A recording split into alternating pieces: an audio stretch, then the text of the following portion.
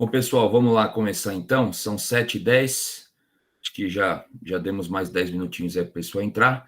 Como eu estava dizendo, meu nome é Odair de Moraes Júnior. Hoje eu estou substituindo a professora Lívia, que teve um probleminha de saúde. E hoje nós vamos fazer a aula que nós vamos falar aqui sobre plano de recuperação judicial, sobre objeção ao plano, sobre efeitos da homologação do plano de recuperação, assembleia de credores, ou seja, falaremos aqui bastante sobre esse ponto do plano e é muito interessante, né? Vocês já tiveram 2 aulas, eu acho que já deu para dar um suporte aí com o doutor Ivan e com o doutor Frederico, e hoje a gente vai entrar num tema um pouquinho mais complexo. Peço a vocês, se tiver alguma dúvida, vocês perguntem, tá?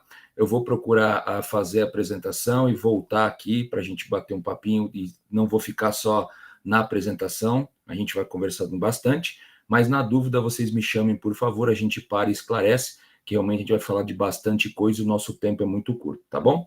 Eu vou começar então aqui com a apresentação, para a gente começar a nossa aula de hoje.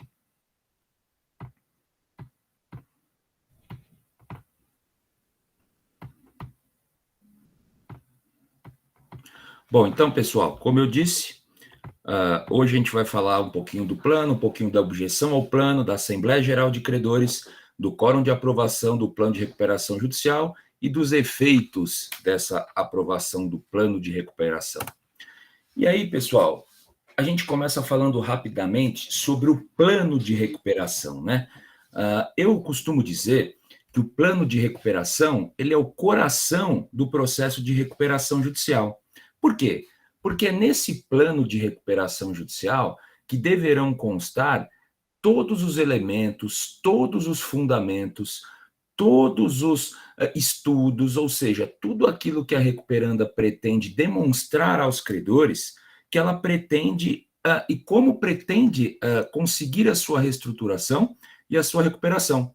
Então, nesse plano vai constar todo o histórico da empresa, todos os dados econômicos, o que aconteceu na empresa nos últimos anos, quais são as razões que levaram a empresa a ingressar com um pedido de recuperação judicial, o que a empresa pretende fazer para que ela possa se recuperar, que ela possa se reerguer, quais são as atitudes, os atos que a empresa vai conseguir realizar para conseguir pagar os seus credores nos termos econômicos colocados no plano. Ou seja, esse plano de recuperação, ele é o coração da recuperação judicial, até porque a gente vai ver hoje que ele votado e se rejeitado, ele vai levar à convolução da empresa em recuperação judicial em falência.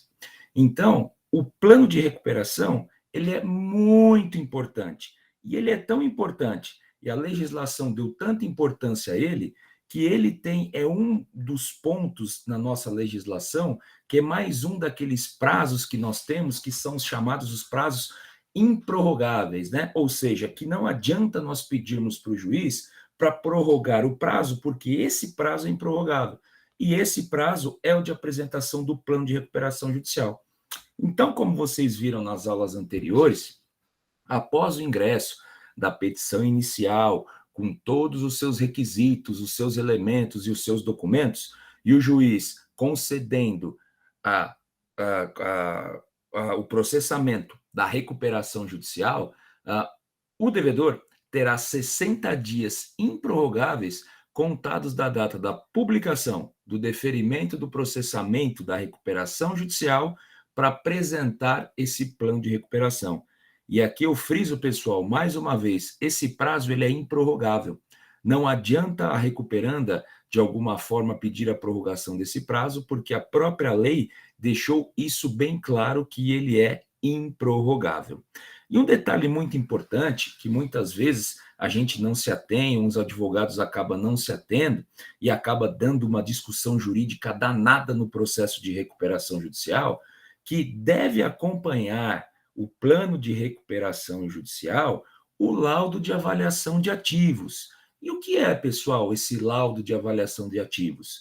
Vocês viram lá com o doutor Frederico que quando a gente entra com uma petição inicial de recuperação judicial, nós temos que juntar, além de uma série de documentos, nós temos que juntar também o ativo, a lista dos ativos da empresa em recuperação judicial.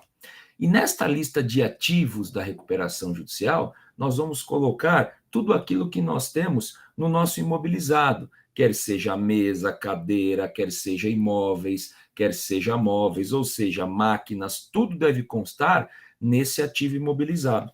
Só que nesse ativo, muitas vezes, eu tenho só um valor histórico, eu tenho um valor contábil, um valor depreciado, e ele não vai me servir oportunamente como um valor real do ativo que tem a recuperanda.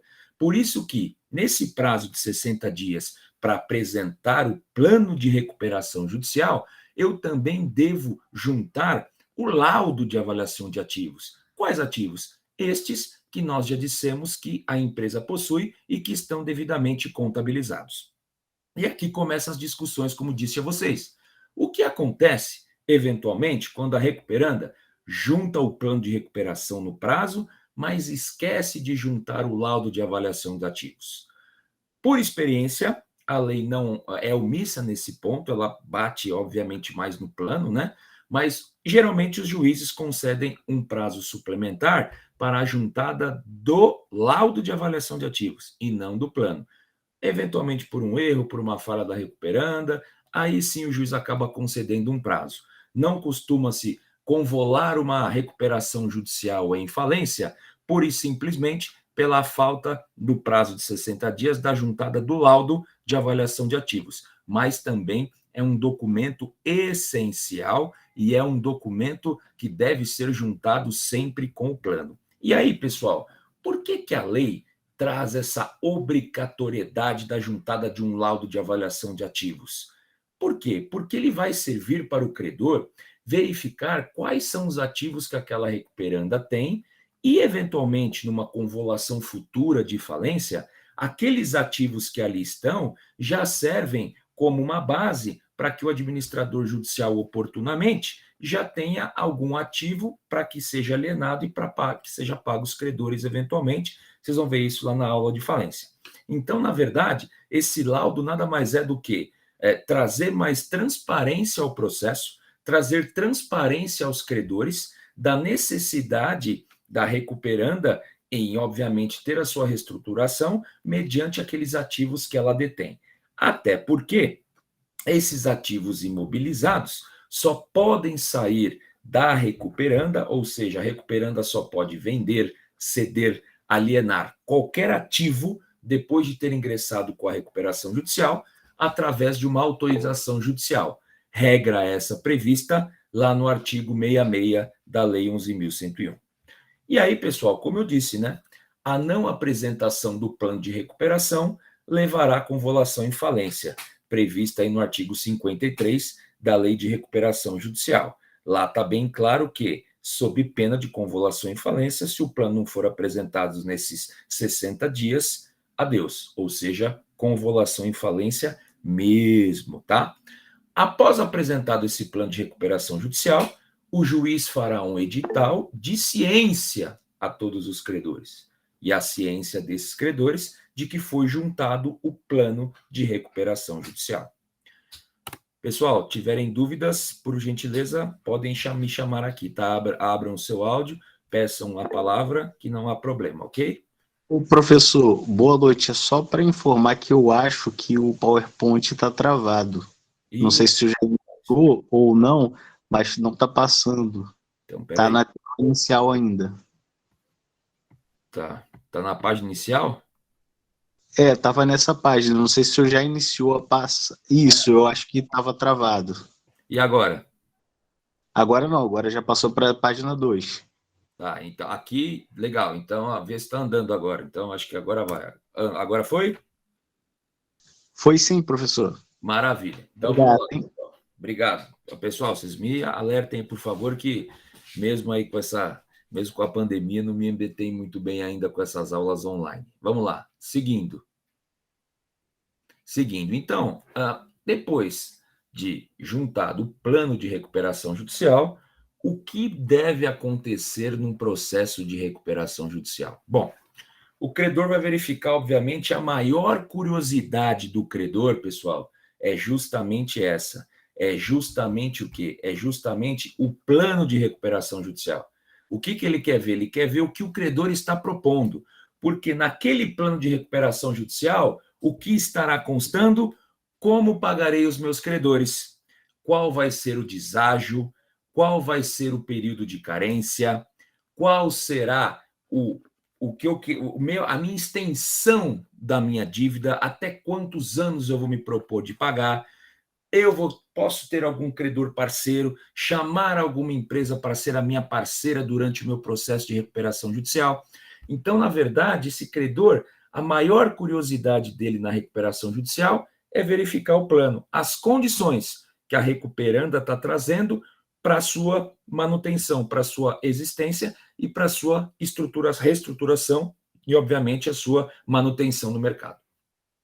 E, obviamente, que o credor nunca, né, pessoal, ou em algumas pouquíssimas vezes, ele concorda com o devedor, mas geralmente ele não concorda. E quando ele não concorda, o que o credor deve fazer? Ele deve fazer a chamada objeção ao plano de recuperação judicial. E o que seria essa objeção? No prazo de 30 dias, contados da publicação da lista de credores previstas no parágrafo 2º do artigo 7º da Lei de Recuperação, qualquer credor poderá apresentar sua objeção ao plano. Ou seja, pessoal, vocês estão vendo aqui a apresentação correta ou não? Agora. Está ainda na página 2, professor. O que está acontecendo aqui com esse trem, rapaz? Será que vai ter que ser assim? Agora passou. Agora, deixa eu dar uma olhada aqui. Vamos lá. Já entendi. Se eu acionar a... Professor, ele não está na forma de apresentação, professor. Não está, mas quando eu coloco a forma de apresentação, aí vocês não passa. Puxa vida. Deixa eu tentar aqui. Deixa eu tentar de novo. Vamos ver.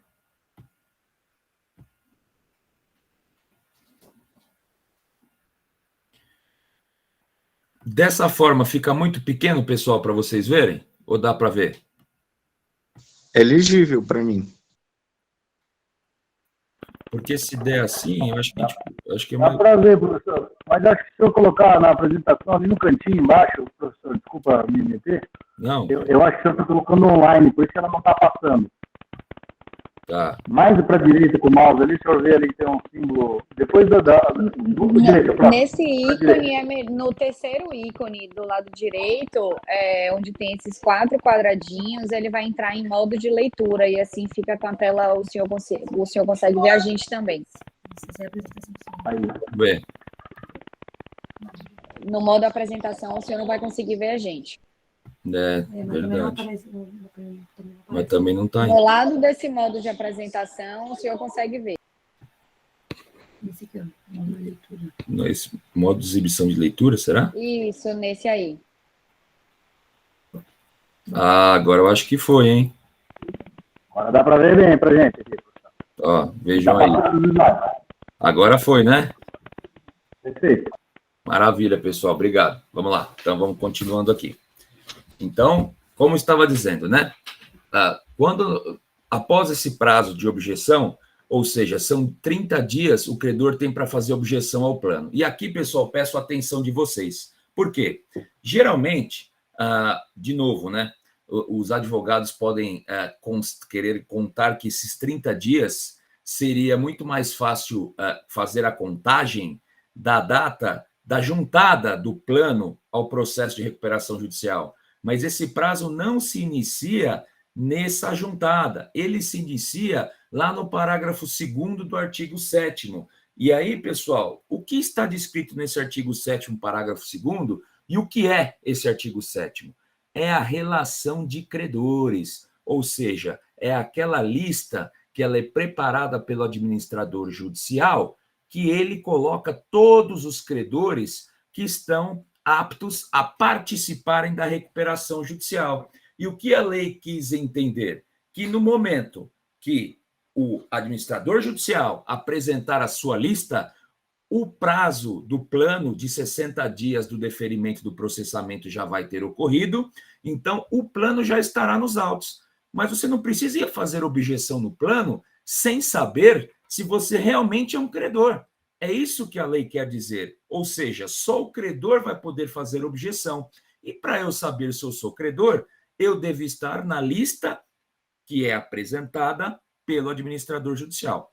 E aí vocês podem até me questionar, mas, Odair, e caso, eventualmente, numa possibilidade, e se o plano não tiver sido apresentado? Ou seja, esse administrador judicial, ele é um raio, ele é muito rápido, e ele saiu com a sua lista, e a sua lista foi publicada antes mesmo da apresentação do plano, porque eu não tive o prazo de 60 dias.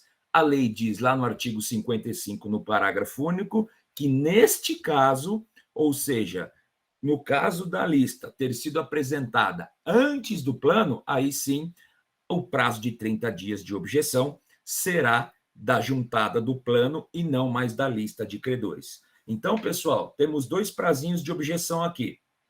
Sempre 30 dias, sempre 30 dias. Porém, se eu não estiver com a lista publicada, será da juntada do plano. Se eu já tiver o plano juntado e a lista for posteriormente, que vai acontecer em 99% das vezes, aí sim o meu prazo começará a fluir da lista do administrador judicial. Artigo 7º, parágrafo 2º da Lei de Recuperação Judicial. Maravilha. E aí, pessoal, obviamente que... Gente, não sei se tem alguém com o microfone aberto, está dando uma pequena microfonia. Ia pedir a gentileza de vocês fecharem os microfones, por favor. E aí, pessoal, por que nós temos essa objeção?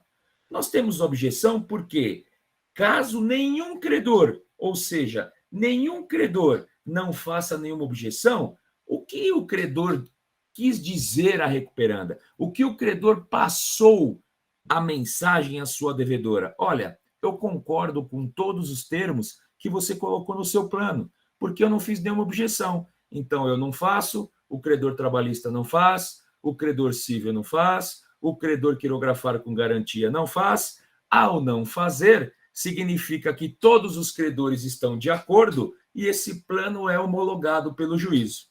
E aí vocês podem me perguntar, Odair, isso já aconteceu alguma vez? Pessoal, sinceramente, é muito difícil isso acontecer. Você apresentar um plano de recuperação judicial onde todos os credores concordam e não apresentam nenhuma objeção. Isso é muito difícil, é muito pouco provável que aconteça. Mas, se acontecer, a lei prevê que esse plano de recuperação será devidamente homologado sem o quê, pessoal? Sem a conhecida Assembleia Geral de Credores. Por quê?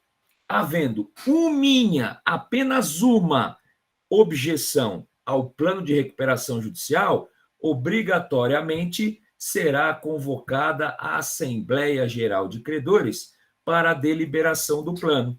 Ou seja, uma objeção, uma não concordância de um credor, e eu posso ter 2 credores ou 1000 credores de uma recuperação judicial. Se eu tiver apenas uma objeção, obrigatoriamente eu terei uma Assembleia Geral de Credores. Legal.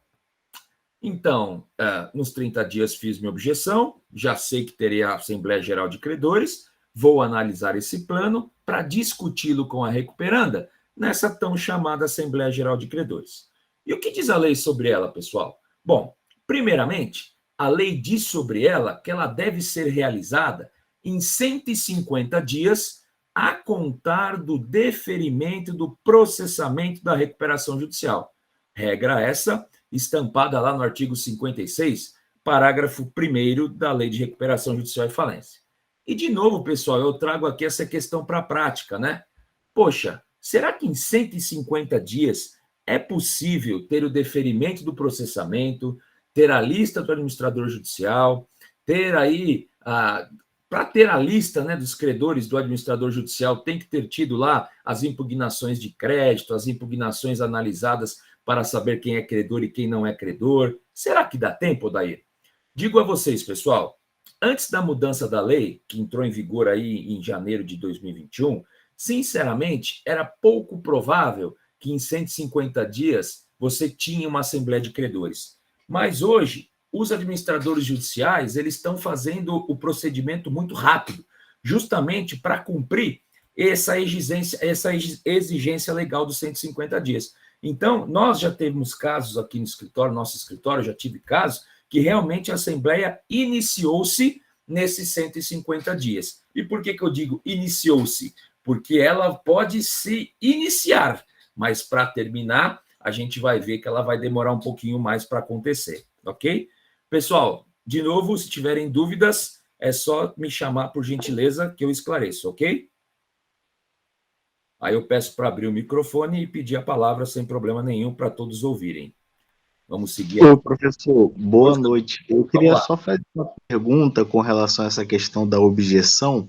Maravilha. Essa objeção ao plano de recuperação judicial seria uma objeção com relação ao crédito apresentado ou objeção de fato ao plano em específico? Não, essa objeção ela é ao plano em específico. A impugnação ao crédito, ela tem outro nome, até como eu estou dizendo aqui, chama impugnação ao crédito. Então, vamos lá, vou explicar direitinho para vocês entenderem. A recuperanda, quando ingressou com o seu procedimento, ela colocou ser devedora da empresa X de R$1.000. A empresa X, quando intimada pelo administrador judicial pela cartinha que ela recebeu, ela verificou que não era 1.000, que era 1.500. Então, ela apresenta uma impugnação de crédito ao administrador judicial com documentos, pedindo que o administrador judicial corrija o seu crédito para 1.500. Isso chama-se impugnação de crédito. O que nós estamos vendo aqui é a objeção ao plano de recuperação judicial, ou seja, a recuperanda, no prazo de 60 dias, após o deferimento do processamento da sua recuperação judicial, apresentou o seu plano de recuperação para se reestruturar e o credor não concordou com aquelas questões do plano. Quais questões, pessoal? Qualquer uma, quer seja de questões e fatos econômicos ou administrativos ou de reestruturação. Então, ela vai dizer na objeção que não concorda com os 50% de deságio, vai dizer que não concorda com os 20 anos para pagar, vai dizer que não concorda com os 3 anos de carência, ou seja, é uma objeção específica ao plano de recuperação judicial. Entendeu, colega? Perfeito, professor. Obrigado. Maravilha. Então, pessoal, seguindo aqui, após essa Assembleia de Credores devendo ser realizada em 150 dias, é nela que a gente vai discutir o quê? É nela que a gente vai discutir se a recuperanda pode ou não continuar as suas atividades mediante a aprovação daquele plano apresentado. Bom, e aí o que vai acontecer? Essa Assembleia Geral de Credores, ela será convocada através de um edital, designando dia, hora e local para que os credores compareçam e façam a votação daquele plano que foi apresentado pela recuperanda. E essa Assembleia, ela pode acontecer de tudo, eu posso fazer o que eu quiser nessa Assembleia, posso cantar uma música, posso fazer um churrasco. Para que serve realmente essa Assembleia? É um rol taxativo, pessoal, lá previsto no artigo 35 da lei. Ou seja, é um rol taxativo de tudo aquilo que vai acontecer na Assembleia. E ali ela traz o que deve e pode acontecer na Assembleia, tanto na hipótese da recuperação judicial, como na falência. E logo na linha A do inciso 1, que seria na recuperação judicial, já diz que é a aprovação, a rejeição ou a modificação do plano de recuperação judicial apresentado pelo devedor, que é justamente isso que nós estamos dizendo aqui. Ou seja, logo na linha A do inciso 1 do artigo 35, que é o rol taxativo do que acontece na Assembleia Geral de Credores, nós já temos aqui a discussão do plano de recuperação judicial. E como que acontece essa Assembleia? Nos tempos de pandemia, pessoal, também a Assembleia de Credores começou a ocorrer de forma virtual. E aí, obviamente, que, pelo menos na minha opinião, eu que trabalho somente com devedores, eu prefiro muito mais a presencial do que a online. Mas era impossível e as coisas tinham que caminhar. Então, a gente fazia Assembleia de Credores virtuais, alguns administradores judiciais até hoje ainda querem fazer, e mesmo tendo 1 ou 1.000 credores, poderia ocorrer de forma virtual. Hoje, poucos administradores estão optando ainda pela virtual, estão colocando a assembleia ainda presencial, que também eles entendem que é uma modalidade que funciona mais, principalmente na negociação, nas perguntas que são feitas nessa assembleia. E, para quem nunca participou, pessoal, de uma assembleia de credores, é mesmo como se fosse uma reunião de condomínio. Acho que ali todos já participaram, onde o síndico, o subsíndico, a administradora do prédio vai apresentar uma série de situações e colocar temas em votação. A assembleia de credores é muito parecida, ou seja, o advogado e representante da recuperanda vai apresentar aquele plano de recuperação judicial, esclarecer todas as dúvidas dos credores sobre os pontos apresentados naquele plano de recuperação e, posteriormente, ele pode ser colocado à votação ou não. Por que, pessoal, eu posso dizer assim, colocado em votação ou não? Porque essa assembleia, a gente vai verificar que ela tem uma certa regra de instalação. E qual seria a primeira regra? A primeira regra que eu gosto sempre de falar é sobre a habilitação do credor para poder participar dessa assembleia de credores. Como assim, Odair? Ora, obviamente que, na maioria das vezes, eu vou ter credor numa recuperação judicial pessoa física e pessoa jurídica, que são as empresas que têm o crédito contra devedor. E, geralmente, essas empresas são representadas por procurador, quer seja o procurador um advogado, quer seja um funcionário da empresa. Em poucos casos, o proprietário do credor comparece na assembleia. Se o proprietário do credor quiser comparecer à assembleia, ele não precisa mandar nenhuma documentação prévia. Ele comparece no dia e hora marcada, apresenta o contrato social da empresa e se identifica, e ele, tendo poderes pelo contrato social da empresa, vai participar da assembleia de credores e dar o seu voto. E se for um procurador? Aqui uma regra bem interessante, pessoal. Se for um procurador, ele deve entregar a documentação 24 horas antes do início da assembleia de credores, que é a procuração com poderes específicos, o contrato social da empresa, demonstrando que quem outorgou poderes àquele procurador poderia fazê-lo. Por quê? Porque o voto do credor na assembleia ele é de suma importância para a recuperanda. Então, o administrador judicial deve se certificar e deve verificar que aquela pessoa está devidamente habilitada para poder proferir esse voto e manifestar a vontade do credor. E tem um detalhezinho aqui, pessoal, muito importante, que isso aqui vale muitas vezes e quem estiver trabalhando pelo devedor deve ficar de olho.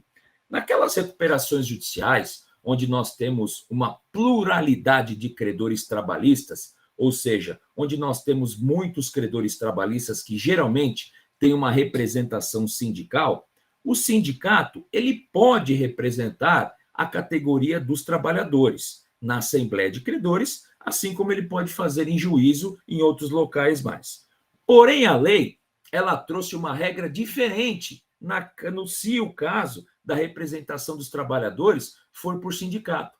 Essa regra é que a lista de trabalhadores mais a procuração deve ser enviada ao administrador judicial no prazo máximo de 10 dias antes da assembleia, não mais em 24 horas como de um mero procurador.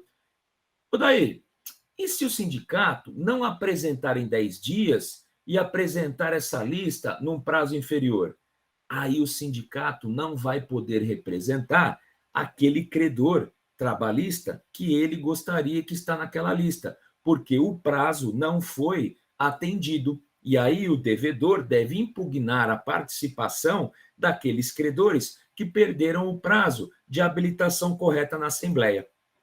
E quem faz esse controle de legalidade da habilitação, pessoal? É o administrador judicial. Ele deve se certificar de quem fez a habilitação no prazo correto, na forma correta e com a documentação correta.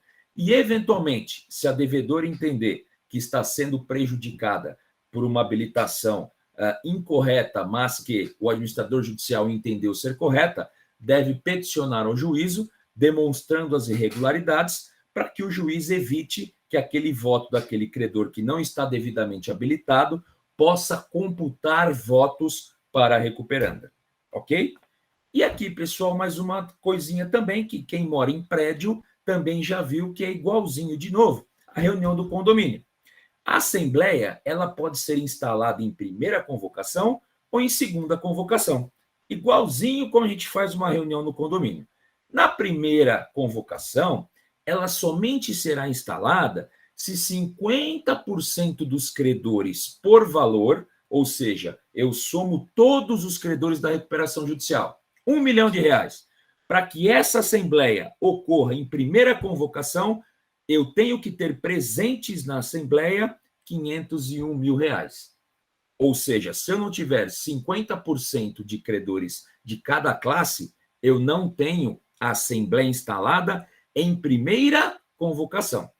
E se eu não tenho em primeira convocação, o que vai acontecer? Bom, no edital, lá quando a gente faz o edital designando dia e hora local para os credores compareçam, a gente já deixa claro que a primeira assembleia será no dia 10 e a segunda no dia 17. Por quê? Porque na segunda convocação, a assembleia será instalada com qualquer quórum presente. Se eu tiver apenas um credor, eu poderei fazer a assembleia. De novo, pessoal, fazendo um paradigma com aquela reunião de condomínios que a gente já tanto participa, é a mesma coisa.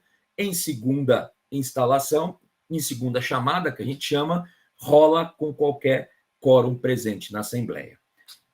Pessoal, alguma dúvida até aqui? Posso seguir? Professor, eu queria fazer mais uma pergunta. Desculpa, tá fazendo, agradeço. Não, vamos lá.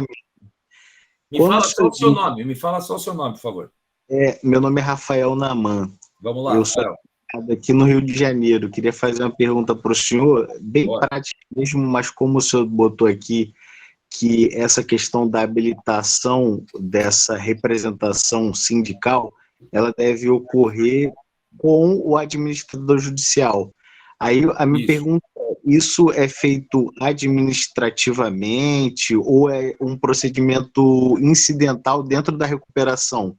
Eu não entendi bem como funciona essa questão para a configuração desses 10 dias, assim, é enviada somente para o administrador por meio de e-mail, talvez um canal de comunicação, ou realmente faz talvez um procedimento, como eu falei, incidental dentro da recuperação judicial, requerendo essa representação?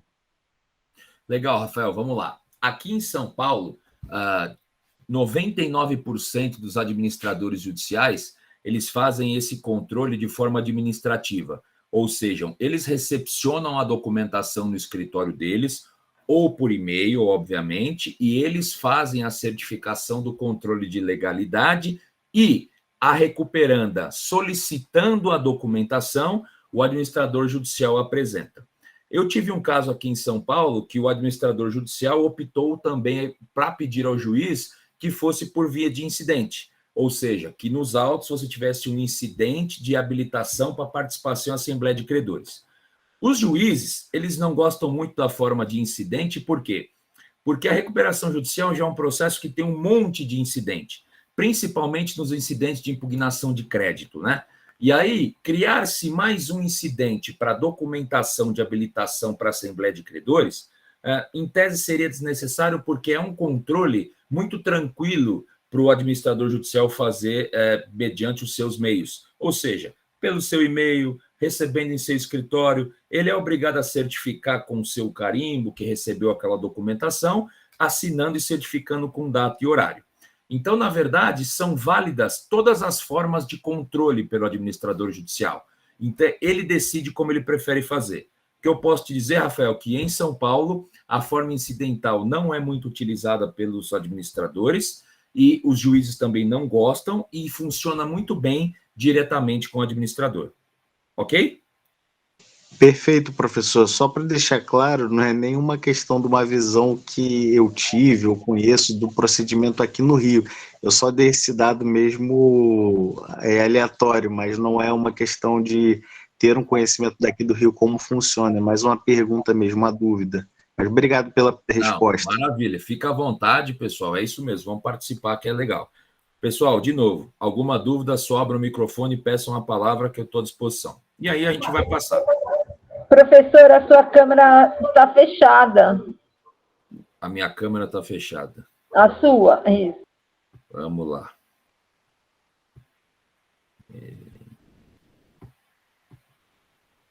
Tá, vocês estão conseguindo... A apresentação está legal, está passando bem agora, né? Sim, sim.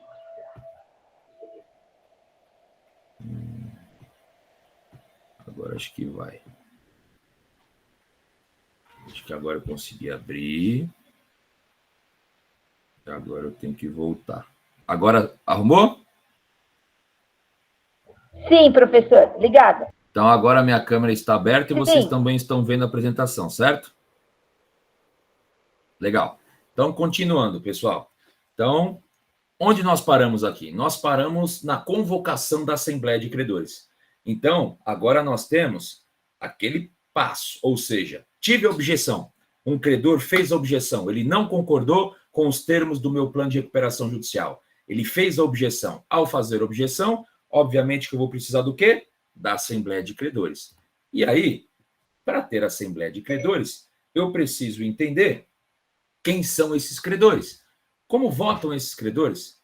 Quais as categorias dos credores? Qual o peso de cada credor?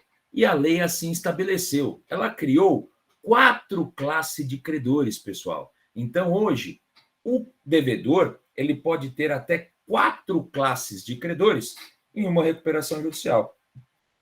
E como são divididos esses credores?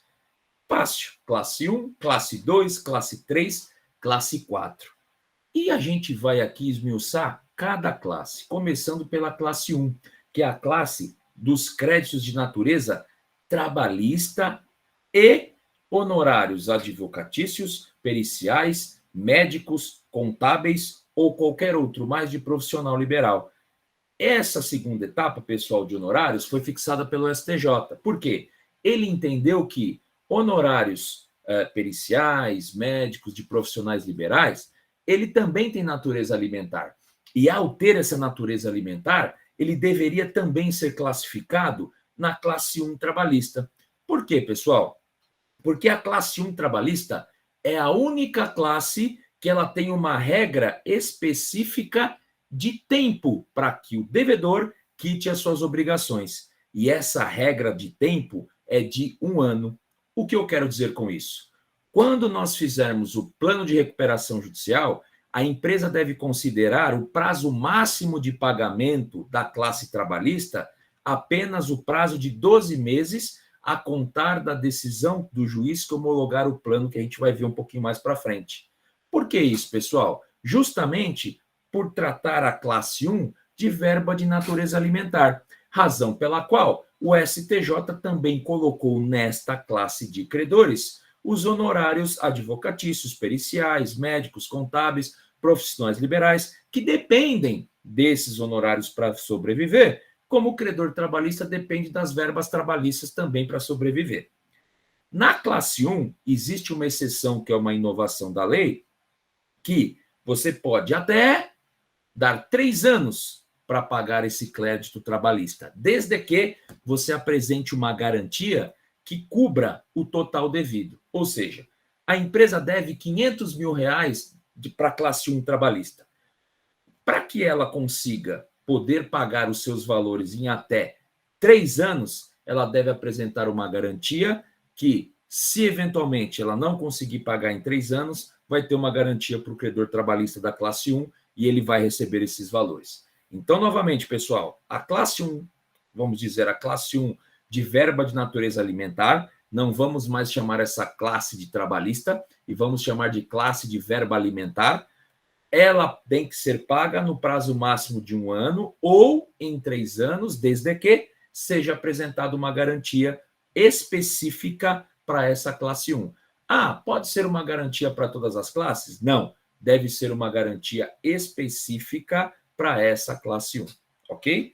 Ainda aqui nessa classe 1, pessoal, é importante dizer que nessa classe é possível que o devedor, ao apresentar o seu plano de recuperação, ele opte por fazer a chamada limitação ao crédito.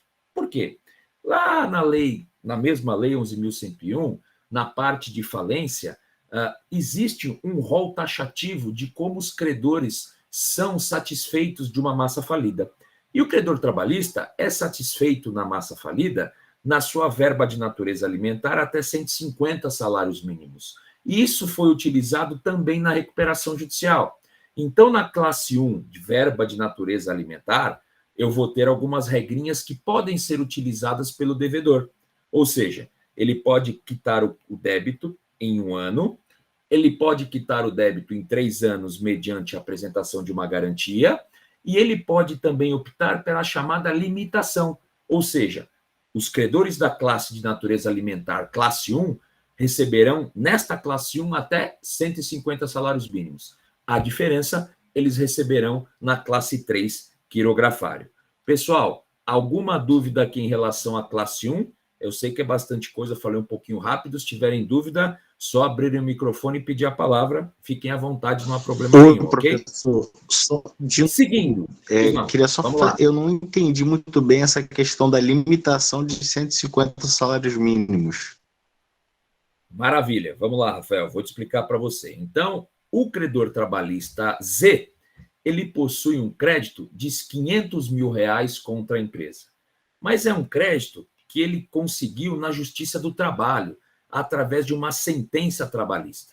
Então, esse crédito tem natureza alimentar e ele deve ser classificado classe 1, verba de natureza alimentar. Porém, a recuperanda, a devedora, ao apresentar o seu plano de recuperação judicial, utilizando-se da regra falimentar que também se aplica para a recuperação judicial, ela disse o seguinte: olha, credor, natureza alimentar, eu te pagarei nesta classe 1 até 150 salários mínimos. Acredito eu que hoje 150 salários mínimos deve estar chegando num valor de 160, 170 mil reais. O que significa? O credor Z vai receber 170 mil reais pela classe 1 trabalhista e os outros 330 mil reais, que seria a diferença por 500 mil, ele vai receber lá pela classe 3. Por quê? Porque o devedor, ao apresentar o seu plano, está propondo aos credores que a classe 1 vai receber nesta classe limitada a 150 salários mínimos e os valores que excederem vão ser pagos mediante as regras a serem apresentadas na classe 3. Por quê, pessoal? Porque ao apresentar o plano de recuperação judicial, para cada classe de credores, o credor pode trazer regras diferentes. Como eu disse a vocês, a classe 1, verba de natureza alimentar, ela já tem uma regra de natureza legal, onde eu devo pagar no máximo no período de 1 ano ou de 3 anos. Então, aqui eu já tenho regras específicas só para a classe 1 de natureza alimentar. Na classe 3, como a gente vai ver daqui a pouquinho, eu não tenho essa regra. Então, lá eu posso pedir carência, lá eu posso alongar mais a dívida, lá eu posso colocar deságio, e eu não preciso colocar as mesmas regras nas mesmas classes. Eu preciso apenas ter a mesma regra na mesma classe. Eu não posso tratar a mesma classe de forma diferente. Então, na classe 1, eu tenho essa possibilidade de limitar o crédito até 150 salários mínimos. E a diferença é ser paga pela classe 3. Entendeu? Entendi, professor. Agora entendi. Obrigado. Maravilha. Então, seguindo, pessoal, aí nós vamos para a classe 2 de credores. E quem são esses credores da classe 2? Esses credores da classe 2 são aqueles credores que têm a garantia real. Lá nas aulas de direito civil, a gente entendeu e aprendeu o que é a garantia real, que é a hipoteca, é o penhor e a anticrese.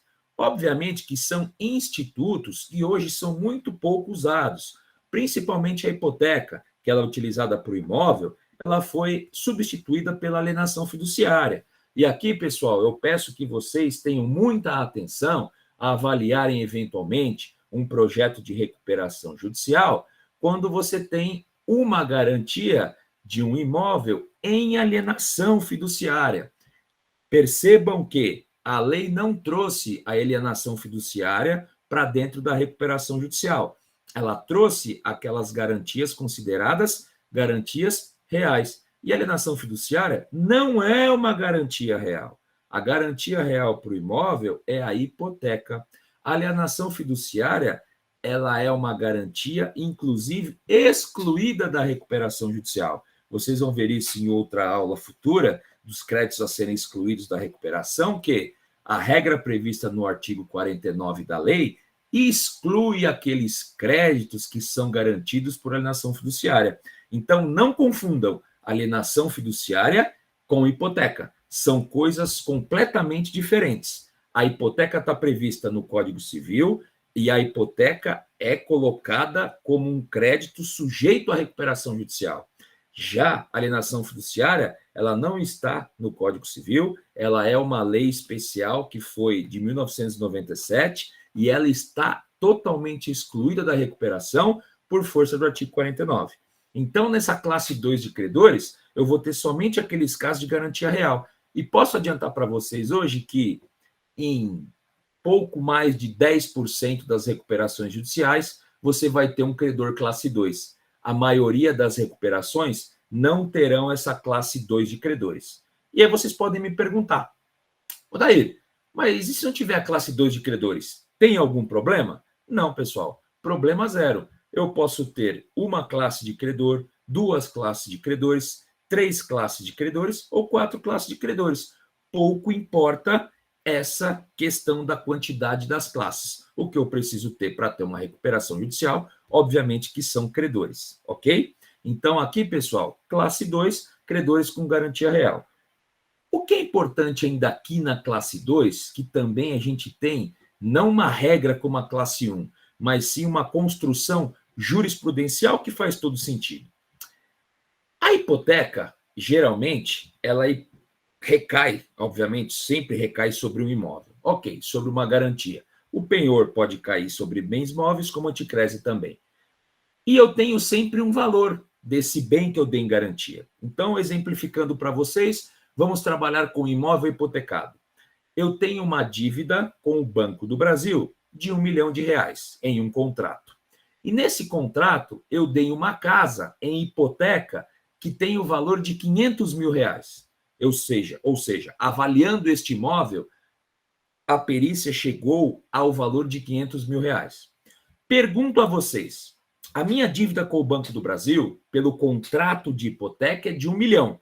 Não é um contrato de hipoteca, é um contrato de crédito garantido por uma hipoteca. É de R$1 milhão.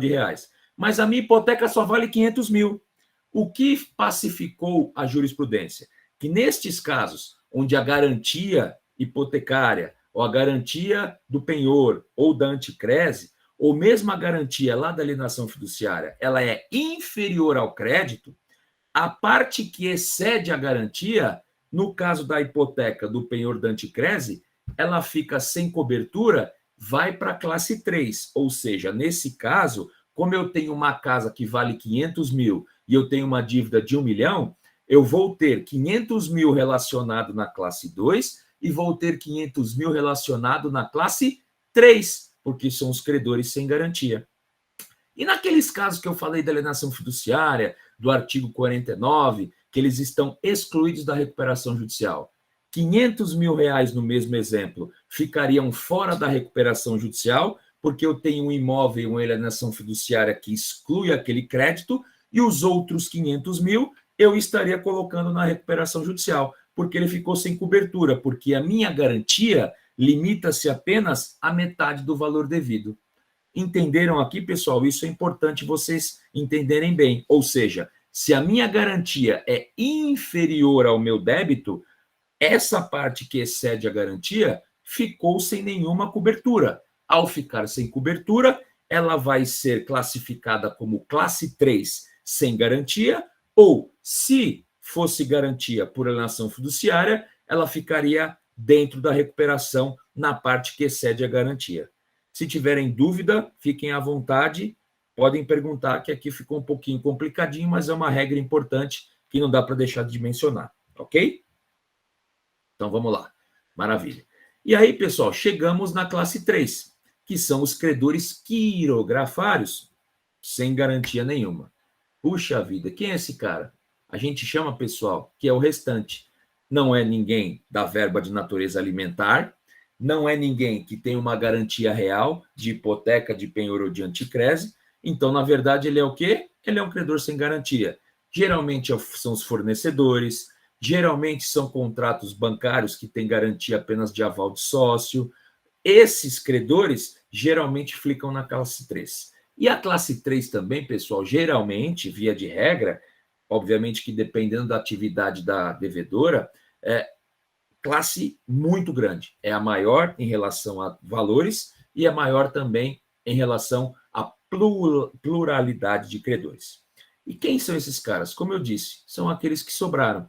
E eles estão lá e vão votar mediante o seu crédito e mediante as suas condições, que a gente vai chegar lá. Então, quem é a classe 3 é a mais fácil, pessoal. É o que sobrou. É aquele credor que não tem garantia.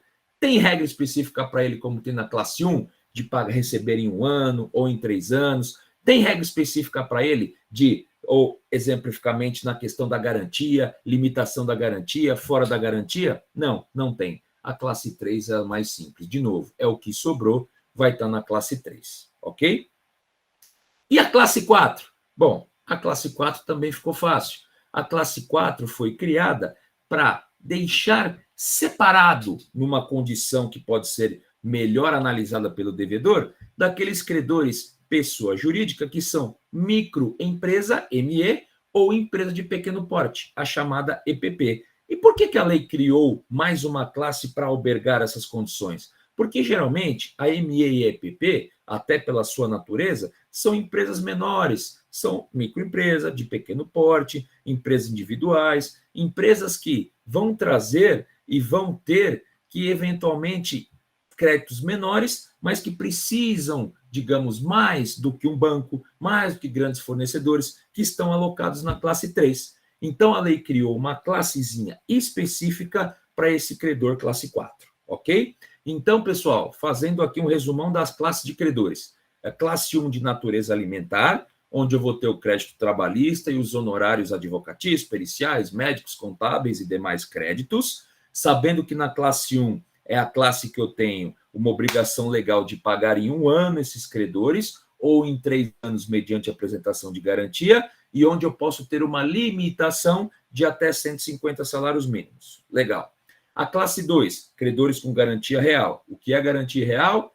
Hipoteca, penhor e anticrese. Lembrando que vale o valor da garantia. Se a minha garantia for inferior, eu tenho a outra parte descoberta e ela vai lá para a classe 3. E se for um crédito com alienação fiduciária, aquela parte que não está, perdão, que não está coberta pela garantia, ela entra na recuperação judicial e também vai para a classe 3. E quem é a classe 3? É o que sobrou, com exceção da empresa MEEPP, que está lá na 4. É o credor quirografário sem garantia.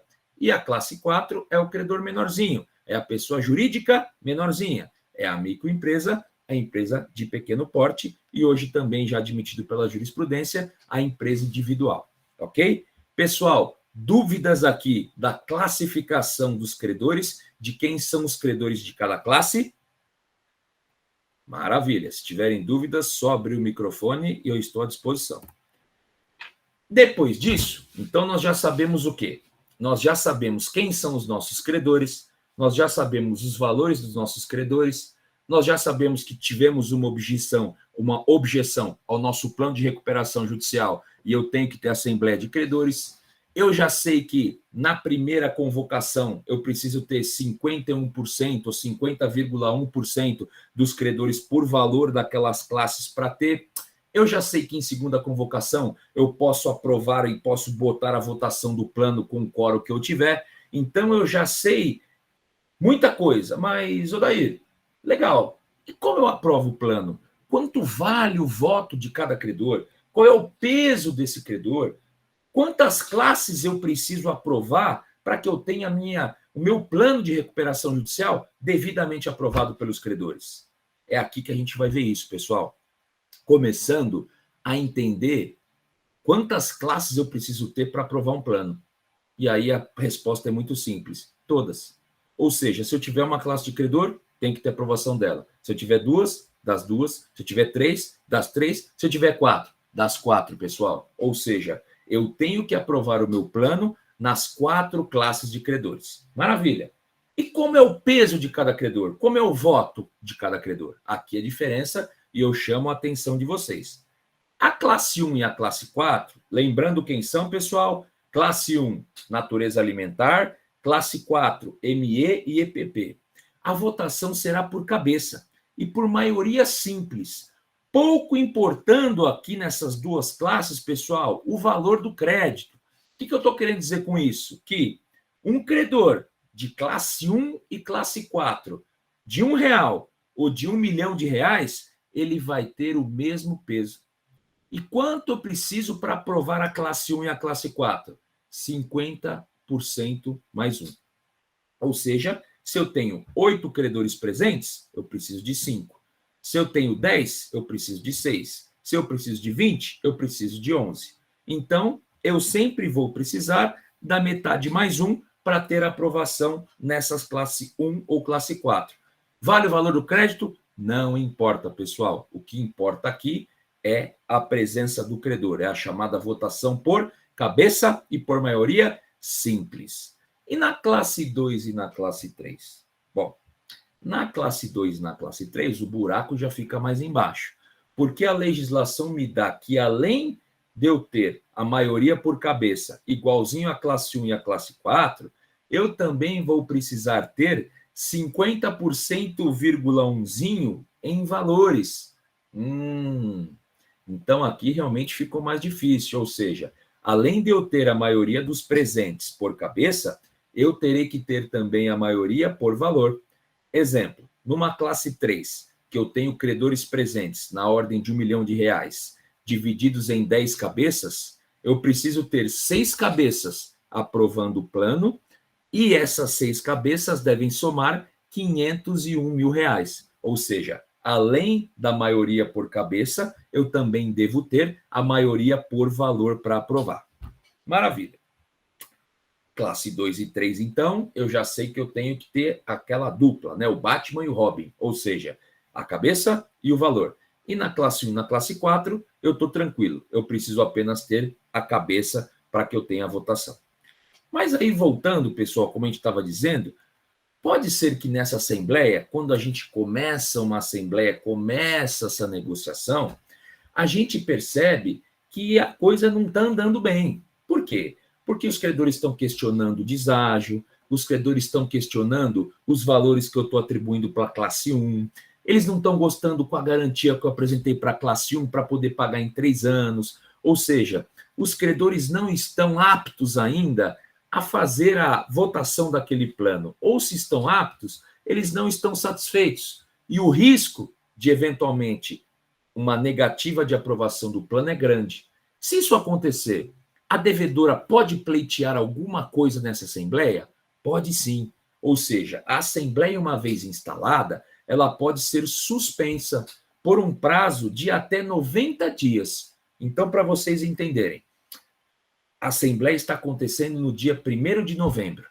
E eu vi que a coisa não está boa. A negociação não foi legal, os credores estão questionando demais os termos do meu plano, eu não estou conseguindo convencer todas as classes para aprovar. Eu paro tudo e falo: senhor administrador judicial, a recuperanda pleiteia a suspensão da presente assembleia por um período de 30 dias, por um período de 60 dias, por um período de 90 dias. O que diz a lei? Que eu posso suspender os trabalhos da assembleia por até 90 dias. Só que ela não diz a quantidade de assembleias que eu posso ter em 90 dias. Então, eu posso suspender todo dia a assembleia e ter 90 assembleias? Posso. Eu posso ter apenas uma suspensão para prorrogar só para 90 dias? Posso também. E quem decide isso? Os credores. Então, neste caso, do credor, do devedor, pleitear a suspensão dos trabalhos, quem decide o administrador judicial? Claro que não. Quem decide em assembleia são sempre os credores. Eles vão sempre dar a palavra final dos trabalhos a serem deliberados. E, neste caso, nós teremos a votação não para aprovar o plano, mas sim para aprovar a suspensão dos trabalhos até certa data proposto pela devedora, desde que não extrapole esses 90 dias. Então, pessoal, pode acontecer e geralmente acontece. Digo a vocês que praticamente em 100% dos casos existe suspensão de assembleia. que vai suspender uma assembleia e vai chegar no prazo desses 90 dias. Esses 90 dias é uma novidade. Na lei anterior, antes dessa última reforma, não havia esse prazo de 90 dias.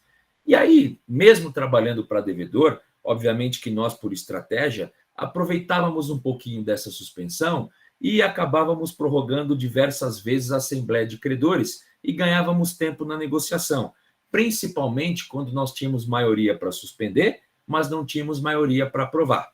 Então, a gente fazíamos 1, 2, 3, 4, 5, 6 suspensões dos trabalhos da Assembleia, que extrapolavam em muito esses 90 dias, e você acabava ganhando mais tempo para negociar com os credores.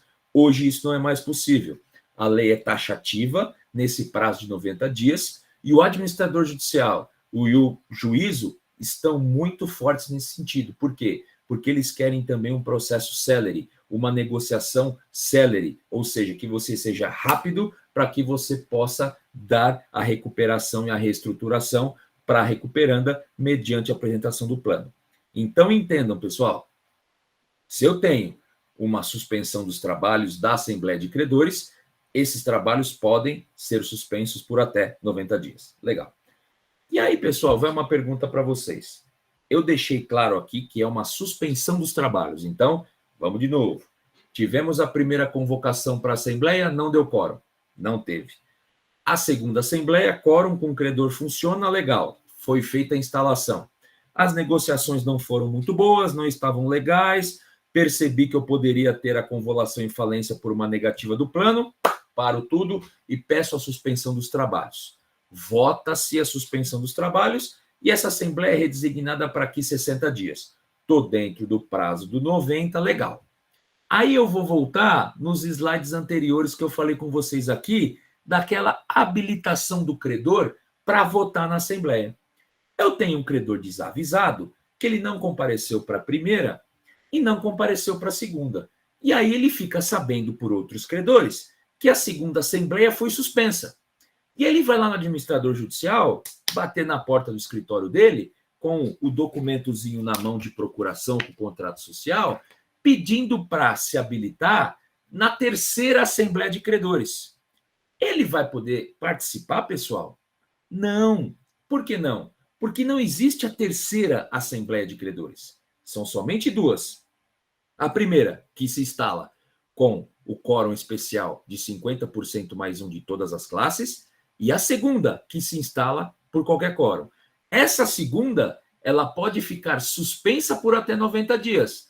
Quando tivermos a retomada dos trabalhos, estou tendo a retomada dos trabalhos da segunda Assembleia, ou seja, ninguém entra e ninguém sai. Uma vez instalada a segunda Assembleia, mesmo que suspensos os trabalhos por até 90 dias, eu não posso ter novos credores se habilitando, porque o prazo de habilitação era o prazo previsto antes dessa segunda convocação, da segunda Assembleia.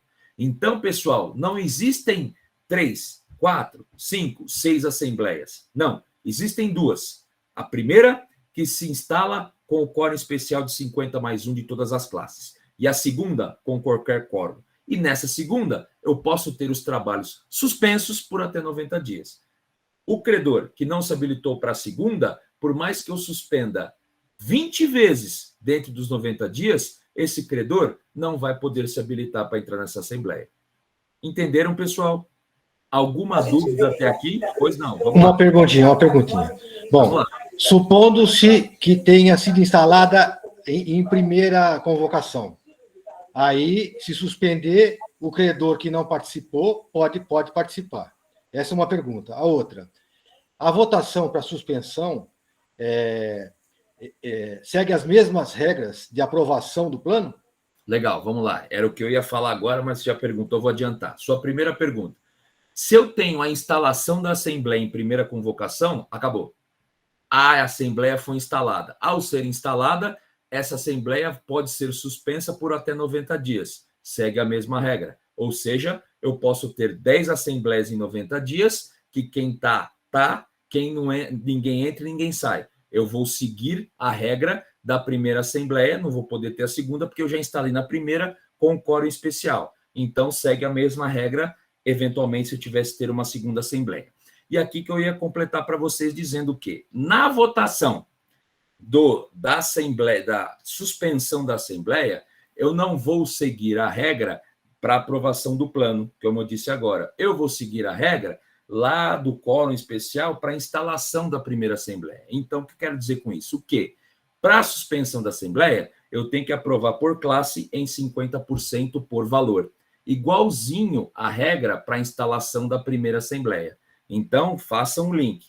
Para a suspensão da assembleia, o quórum que eu preciso é de 50% do valor dos créditos presentes em cada classe. Então, se eu tenho na trabalhista 100 milhões de crédito presentes na assembleia, 50 milhões e R$1 devem aprovar a suspensão e assim sucessivamente. Ok? Aí quem fez a pergunta, atendi na resposta? Perfeito, fui eu. Maravilha. Maravilha, legal. Pessoal, mais alguém com alguma dúvida? Posso seguir? Legal. Então, vamos lá. Aí, pessoal, já descobri, então, que a assembleia pode ser suspensa, que quem não entrou não entra mais, que quem não sai também não sai mais, ou seja, que estou numa situação um pouquinho melhor. Legal. Mas, Odair, poxa, eu estou tão bem negociado com os credores, conversei com todos eles, o clima está ótimo, fizeram objeção ao plano? Fizeram, mas eu fiz os ajustes aqui e todo mundo está de acordo. Poxa, será que eu vou ter que gastar dinheiro em alugar um hotel, pagar equipamento, microfone? Será que não existe nenhuma outra forma que eu possa não ter assembleia mesmo tendo uma objeção? E aqui, pessoal, uma inovação da lei muito bacana, que está prevista lá no artigo 45A da Lei de Recuperação Judicial e Falência. Por quê? Ele está trazendo que as deliberações da Assembleia Geral de Credores, elas podem ser substituídas pela comprovação da adesão. Ou seja, eu posso ter uma objeção, eu posso ter a designação de uma assembleia, mas ao fazer a instalação dessa assembleia, se eu conseguir a negociação com esses credores, eu posso substituir o ato assemblear justamente pelo chamado termo de adesão ao plano de recuperação judicial. E olha que interessante o que diz esse artigo, pessoal, que qual é o quórum que eu preciso para ter o termo de adesão? Ou seja, para substituir o ato da assembleia pelo termo de adesão. O artigo 45 é muito claro. Ele diz: credores que representem mais da metade do valor dos créditos sujeitos à recuperação judicial. Ou seja, ele diz aqui também, de novo, aquela regra de mais da metade. Então, eu tenho mais uma condição aqui, que se eu tiver mais da metade dos valores dos créditos dos credores, eu não preciso fazer assembleia. Pô, daí, peraí. Agora esse negócio está começando a complicar. Então, vamos lá. Então, eu vou ter uma regra. A primeira regra é a instalação da assembleia. Isso. Então, se eu tiver que ter instalação na primeira convocação, eu tenho que ter 50% mais um de todas as classes. Isso. E para a segunda instalação, qualquer quórum. Beleza. Instalou. Para votar e aprovar o plano, o que eu preciso? Bom, se eu tiver as 4 classes, na classe 1 e na classe 4, não me importa o valor, só por cabeça e maioria simples. E na classe 2 e na classe 3, valor e cabeça. Legal. Pô, Dair, não deu para votar a aprovação porque eu estou com medo. Vou pedir a suspensão. Se você pedir a suspensão, volta para a regrinha lá inicial de convocação. 50% mais um para poder votar direitinho essa suspensão. Legal. Pô, a negociação foi bem. Eu acho que eu vou conseguir trocar por um termo de adesão. Maravilha. Se você conseguir pegar e trocar o termo de adesão, você pega por escrito os credores por classe. Valores 50% mais um, assinadinho por todo mundo que concordam com aquele plano, e a gente vai ter a substituição do ato de assembleia de credores. Eu substituo por o termo de adesão esse ato assemblear. Na prática, pessoal, tentei muito, tá? Estou tentando ainda em vários casos esse termo de adesão, mas falo para vocês, é muito difícil. é muito difícil você conseguir substituir, na verdade, né, uma assembleia de credores por o termo de adesão. Porque você não consegue, antes da assembleia, antes das negociações e tratativas pessoais, você não consegue convencer o credor a assinar esse termo de adesão. Para o devedor seria maravilhoso, por questão de economia, por questão de tempo, por tudo, por todos os motivos, né? Mas é muito difícil, porque você tem que conseguir 50% mais um dos credores e não dos presentes na assembleia. E via de regra, pessoal, isso também é questão aí de análise, estudo e estatística, tá? Os credores que são arrolados numa recuperação judicial, geralmente, no máximo de 30% a 40% comparecem na assembleia de credores. Ou seja, quando isso acontece, a devedora deve negociar com muito menos credor do que ela tem. Então, ela tem 100% dos credores. Se eu tenho que fazer o termo de adesão, eu vou ter que negociar no mínimo com 50% mais um. E se eu tenho uma assembleia que, estatisticamente, eu já sei que os credores que vão comparecer serão de 30% a 40%, eu vou ter um nicho muito menor de credores para procurar e para negociar, que vão aprovar meu plano, que valerá para todos eles. Não vai valer, obviamente, só para aqueles que aprovaram o meu plano. Então, pessoal, eu tenho essa possibilidade, mas, como eu disse, na prática é difícil de acontecer. Pessoalzinho, alguma dúvida até aqui? Sei que é bastante coisa, bastante informação, é meio corrido, mas estou à disposição aqui para alguma dúvida. Posso seguir? Maravilha, vamos lá.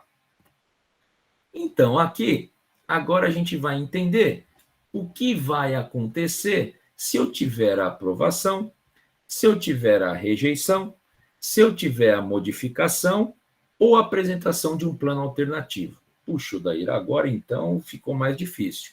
Não, até porque a gente tem que entender quais os efeitos que eu tenho nessa assembleia de credores. Quando eu aprovo o plano, quando eu não aprovo o plano, o que acontece? Então, vamos lá. Onde nós estamos na nossa assembleia? Ela foi instalada, plano de recuperação foi apresentado, e aí um credor fala, Odair, pois não, será que daria para você, ao invés de dar 30% de deságio para a classe 3, para o credor quirografário, você dá 20%? Porque se você der 20% de deságio, eu concordo. Pessoal, o que esse credor está pedindo para a recuperanda? Ele está pedindo a modificação do plano de recuperação judicial. É possível que isso aconteça na Assembleia Geral de Credores? Aí a gente tem que voltar lá para o artigo 35, que eu falei para vocês, que é um rolzinho taxativo de tudo que pode acontecer numa Assembleia de Credores.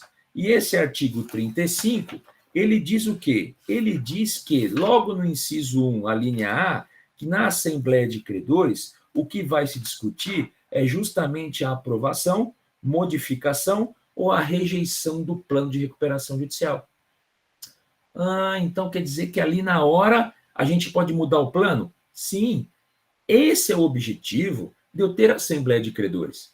Ter uma discussão com os credores daquilo que eu estou apresentando. Ou seja, ter a discussão com os credores do que eles querem e do que eu, recuperanda, posso dar a eles. Ou seja, os 30%, senhores credores, eu estou dando porque esse é meu fluxo de caixa projetado para os próximos 5 anos, do que eu imagino que eu vou ter de receita para te pagar. Então, eu preciso dos 30% para que eu possa pagar você e ter a minha atividade empresarial defendida, ter a minha atividade empresarial devidamente desenvolvida, mantendo os meus empregos, gerando e pagando os meus impostos e conseguindo manter a minha atividade empresarial.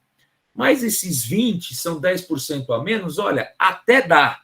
Então, vou fazer um esforço e se você aprovar, eu mudo. É possível isso, pessoal? Sim, é possível. Tem previsão legal. Acontece muito, Odair? Acontece muito. Muitas vezes, pessoal, a própria recuperanda, um dia antes, na Assembleia, 2 dias antes, ela apresenta o chamado modificativo ao plano de recuperação. Por quê? Vocês lembram que eu falei aqui para vocês que a gente apresenta o plano de recuperação judicial 60 dias contados da decisão que defere o processamento da recuperação judicial. 60 dias são 2 meses de processo, ou seja, é aquele momento ainda de turbulência, que o credor está bravo com o devedor, que está protestando, que está tentando bloquear a conta, que está ainda tentando perseguir e receber o seu crédito. E o devedor está ali rebolando, sambando, para tentar se manter em troca da recuperação judicial, está preparando o plano, e muitas vezes aquele plano que ele tem que apresentar em 60 dias, quando se chega na Assembleia aos termos da lei em 150 dias, ou seja, em mais 90 dias depois que apresentou o plano, mudou o cenário.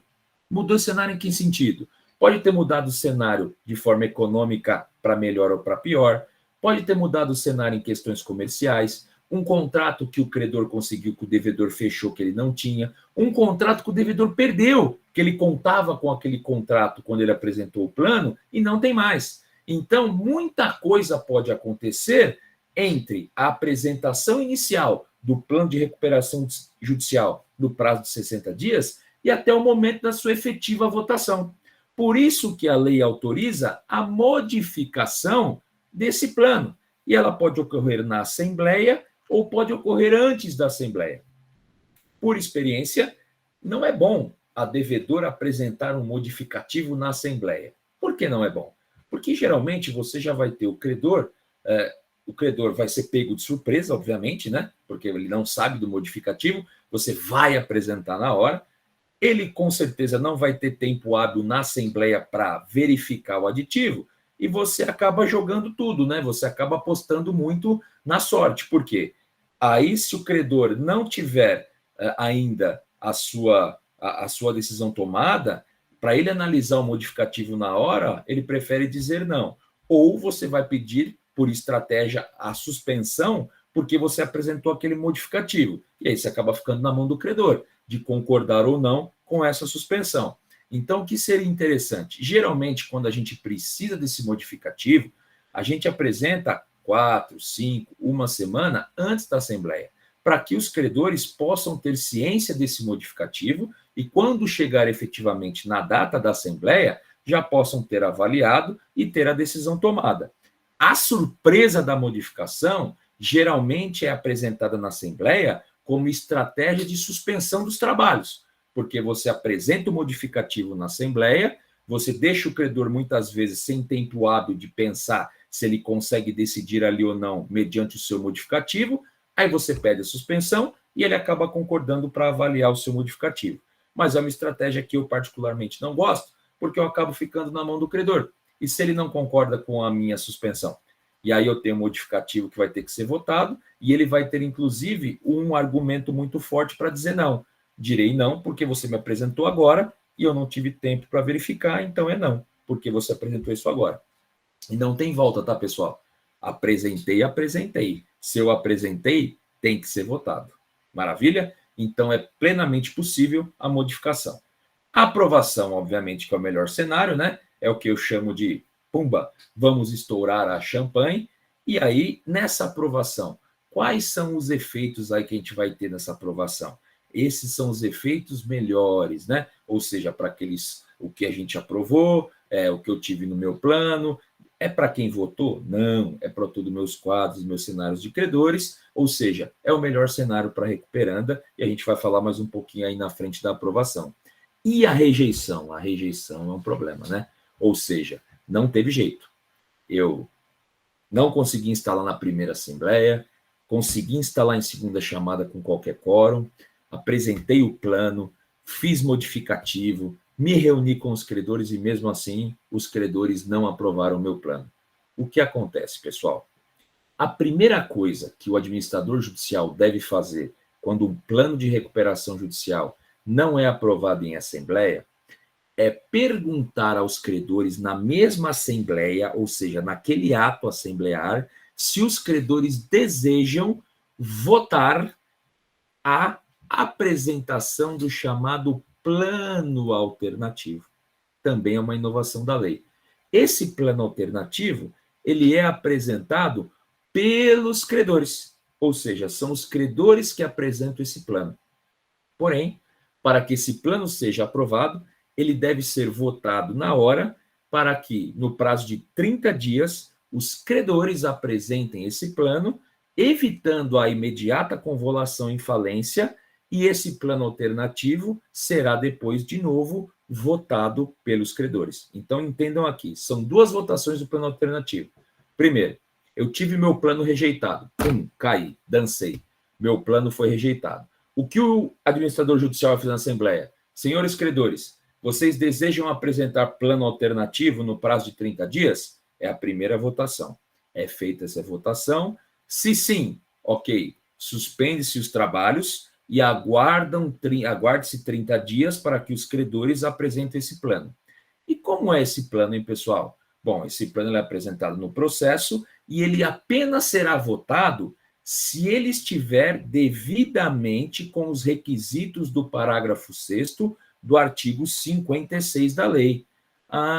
Então, na verdade, os credores eles não podem simplesmente juntarem um plano alternativo e colocarem o que eles querem. Não, eles vão ter que ter exatamente todos os requisitos do parágrafo 6º do artigo 56. E ali a gente vai ver diversos requisitos, principalmente requisitos de percentuais de aprovação. Então, para vocês terem ideia, inciso 3 desse artigo, parágrafo 6 do artigo 56, o apoio por escrito de credores que representam de forma alternativa mais de 25% dos créditos sujeitos à recuperação judicial ou mais de 35% dos credores presentes à Assembleia. Então, o que ele está querendo dizer? Primeira coisa, para que eu possa colocar esse plano apresentado em votação, 35% dos credores que estão aqui hoje devem estar apoiando esse plano alternativo, ou os 25% de todos os credores que eu tenho. De novo, prática, pessoal. Ainda bem que, nos nossos casos, nunca tive uma apresentação de um plano alternativo, até porque a gente se esforça bastante para não ter uma rejeição. E eu só vou ter a apresentação de um plano alternativo se eu tiver um plano rejeitado, porque aí o AJ, o administrador judicial, vai abrir a votação de apresentação do plano alternativo para que eles possam apresentá-lo em 30 dias. Então, pessoal, voltando. Plano rejeitado. Votação que se abre primeiro é: credores, querem apresentar o plano alternativo? Se sim, eles têm um prazo de 30 dias e devem fazê-lo nos termos do parágrafo 6º do artigo 56 de forma cumulativa. Legal. E se a votação não rolar, pessoal? Ou seja, os credores não têm interesse de apresentarem um plano alternativo. Bom, se eles não têm interesse e rejeitaram o plano, pessoal, é que os credores entenderam que, para aquele devedor, o melhor que aconteça é a quebra, é a falência. Então, em razão disso, não dá o que fazer. Você teve o plano rejeitado, os credores não querem apresentar um plano alternativo, então, infelizmente, aquela empresa não pode e não vai ter a oportunidade de se reestruturar. Ela vai ter a falência convolada e aí os termos da falência serão redigidos nos termos da lei, sem o desenvolvimento da atividade, e a gente vai ter o quê? Liquidação de ativos para pagamento de passivos, ok? Pessoal, alguma dúvida aqui sobre modificação e rejeição de plano e plano alternativo? Sei que é um pouquinho complicadinho aqui, é meio difícil, tem muitas votações. Eu tenho. Pois não, vamos lá. A convolução da recuperação em falência não pode ser feita antes da Assembleia, quer dizer, o administrador judicial e o juiz não podem chegar à conclusão que a empresa não tem condição nenhuma de continuar e convolar em falência antes da Assembleia? Qual o seu nome, colega? Luiz Fernando. Luiz Fernando, olha só. Difícil isso acontecer. Por quê? Porque a ideia da lei, a intenção da lei, é que os credores decidam qual é o futuro da empresa devedora e da recuperanda. Então, o que acontece? O juiz e o administrador judicial, eles, obviamente, têm o poder de fiscalização das atividades da recuperanda. Tanto é que o administrador judicial apresenta mensalmente o chamado RMA, que é o Relatório Mensal de Atividades. Nesse relatório mensal de atividades, o administrador judicial deve verificar como está indo as atividades da empresa. Se ela está indo bem, se ela está indo mal, como é que ela está indo. Na prática, é muito difícil acontecer de um administrador judicial pleitear e solicitar ao juízo, mediante a análise desses relatórios mensais que ela vem apresentando, que a atividade da empresa é tão ruim que ela já merece ter a falência convolada antes mesmo de ter a Assembleia de Credores. Isso vai servir de base para que os credores verifiquem a inviabilidade da empresa e aí sim rejeitem qualquer tipo de plano. Juridicamente é possível? É possível. O administrador judicial pode informar isso ao juiz, o juiz vai abrir para os credores se manifestarem e o juiz pode sim convolar em falência antes mesmo de ter uma Assembleia de Credores. Mas te falo, Luiz, que é pouco provável que isso aconteça, e se acontecer vai ser em casos muito específicos que realmente a empresa praticamente parou, ou seja, ela está sem atividade nenhuma e não existe viabilidade nenhuma, que você não pode nem dar a chance aos credores de votar eventualmente uma apresentação de um plano para votar numa Assembleia de Credores. Tá ótimo, obrigado. Legal. Então, pessoal, agora a gente vai para coisa boa, né? Ou seja, para os efeitos dessa aprovação do plano. Da rejeição ali, eu já falei o que pode acontecer a apresentação do plano alternativo, e agora a gente tem os efeitos da aprovação. Ou seja, quando a gente aprova o plano, então vamos lá, uma classe, 2 classes, 3 classes ou 4 classes, eu tenho a novação de todas as dívidas da recuperanda previstas na recuperação judicial. Então, o que eu quero dizer com isso? Então, vamos lá. Eu tinha uma transportadora que estava executando a empresa em recuperação, antes da recuperação judicial. Ela tinha uma execução de R$1 milhão. Processo executivo, tentando receber, penhora na conta, penhora de faturamento, bloqueio dos ativos. Com a recuperação judicial, eu ingressei, o processo de recuperação, obviamente, tem que ficar suspenso, e aí essa execução não vai andar mais, e eu trago essa transportadora para dentro do meu processo de recuperação judicial. Legal, ela está ali quietinha, esperando para ver o que vai acontecer. O plano foi aprovado. Ela votou sim ou ela votou não, pouco importa, a maioria venceu. Ou seja, o meu plano foi aprovado. Tá bom. E qual foi a aprovação, Odair? A aprovação foi 50% de deságio, pagamento em 10 anos, com 2 anos de carência. Ah, legal. Bom, mas eu tenho a minha execução, que ela ficou suspensa até a votação, então agora eu posso retomar a minha execução? Aí eu recebo o que eu recebi pela execução e depois eu vou receber pelo plano? Não posso. Por quê, pessoal? Porque um dos maiores efeitos da aprovação de um plano de recuperação judicial é a novação. E quando eu tenho a novação, eu tenho a extinção da obrigação anterior e vale a nova obrigação. E qual é a nova obrigação? É o plano de recuperação judicial. É as condições aprovadas e homologadas no plano de recuperação judicial.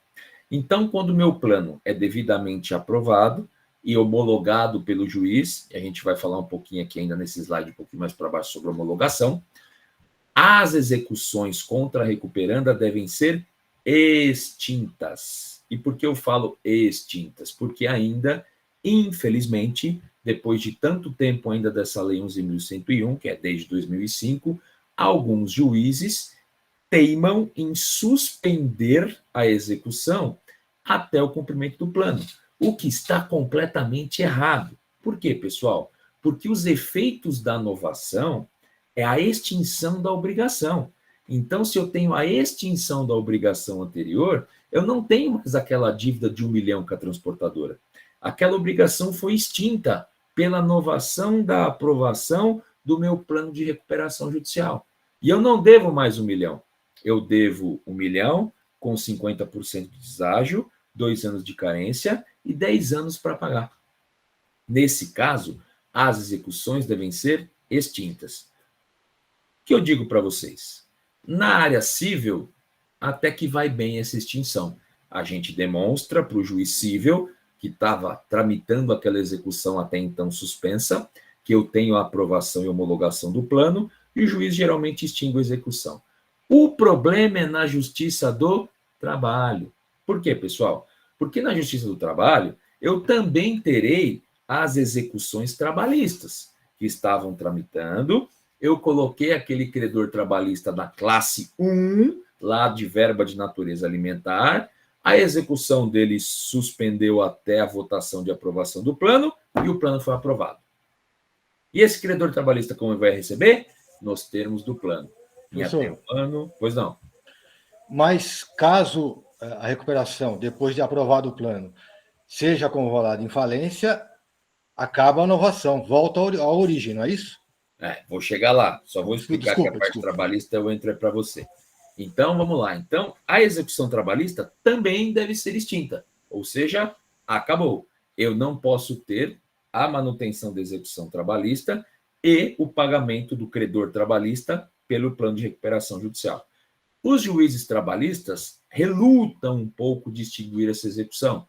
Muitas vezes suspendem, a gente precisa ingressar e manejar recursos para o TRT, muitas vezes até para o TST, para conseguir essa extinção e que esse credor trabalhista receba apenas pela recuperação judicial. E aí vamos para a pergunta do Luiz, que acho que foi o Luiz que fez mais uma pergunta. O que ele está dizendo aqui? Bom, legal, aprovou o plano, maravilha, tem um ano para pagar o credor trabalhista, mas no terceiro mês não deu. A recuperanda teve um problema sério, jogou a toalha e ela foi convolada em falência.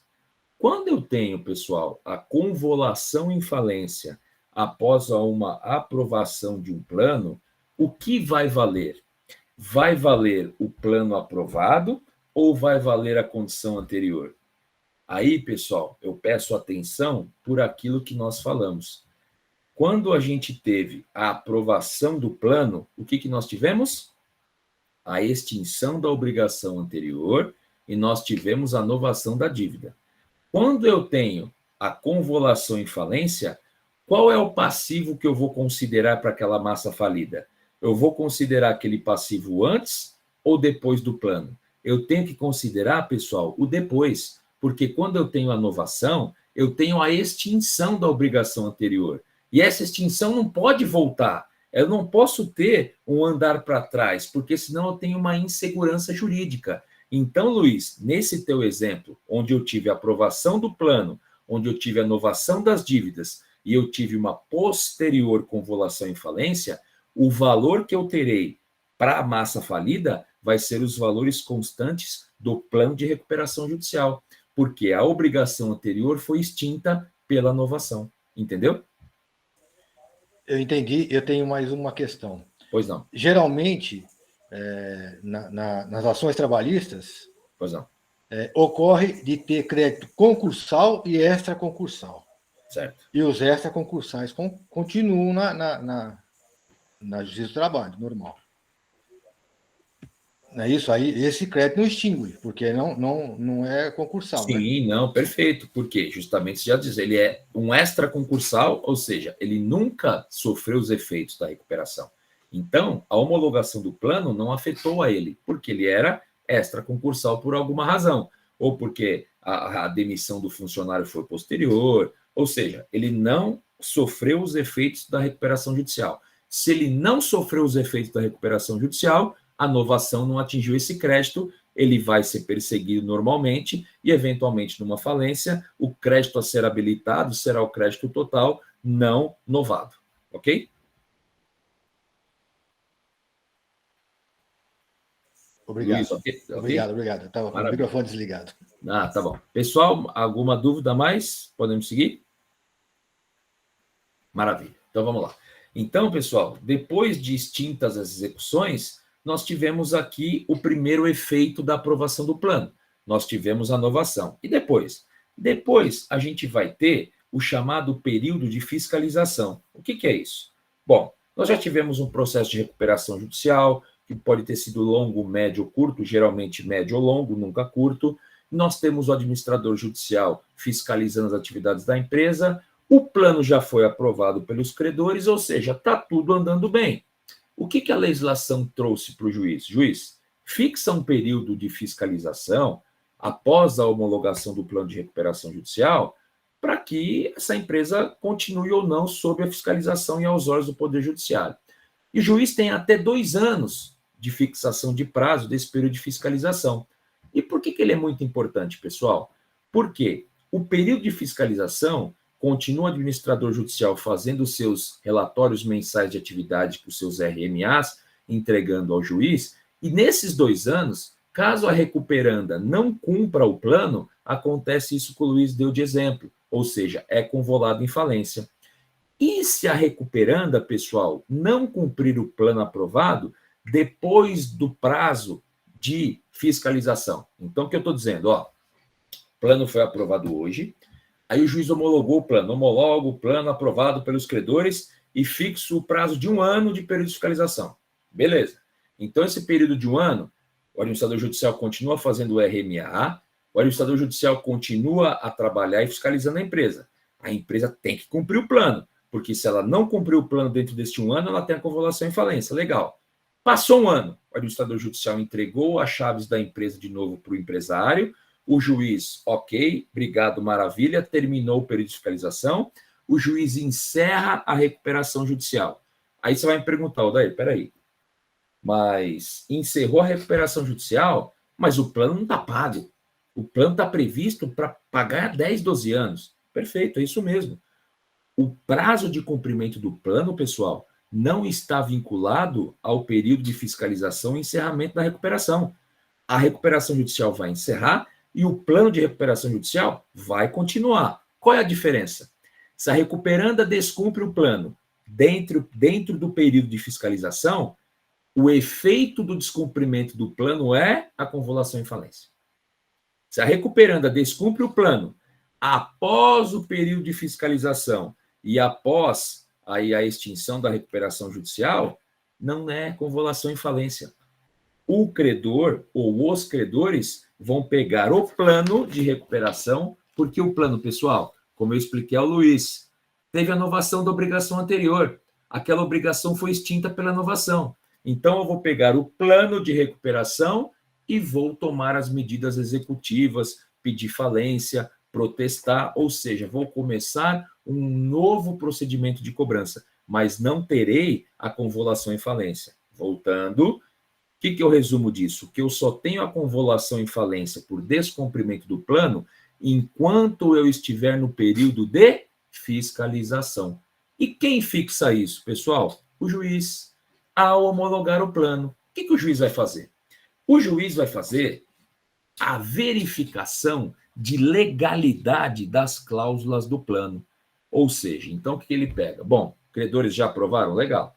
Então, por construção jurisprudencial, esse controle de legalidade, ele poderia ser até pelo nome legalidade de condições legais. Ou seja, se não é nada contra a lei que está no plano, que eu posso ou não aprovar, mesmo que os credores digam sim.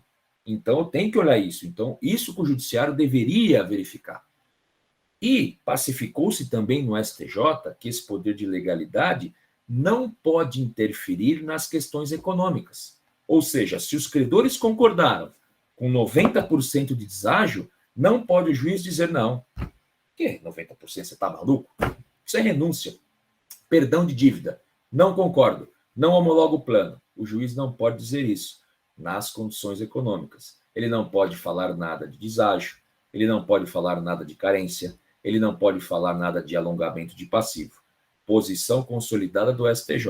Mas, infelizmente, para nós que trabalhamos aqui com devedores, o nosso Tribunal de Justiça, com frequência, se mete também no controle de legalidade nas questões financeiras. E não é nenhuma, nem duas, nem três vezes, é quase sempre que ele quer mexer em alguma condição e acaba atrapalhando aí a reestruturação e você tem que voltar para trás e voltar tudo de novo.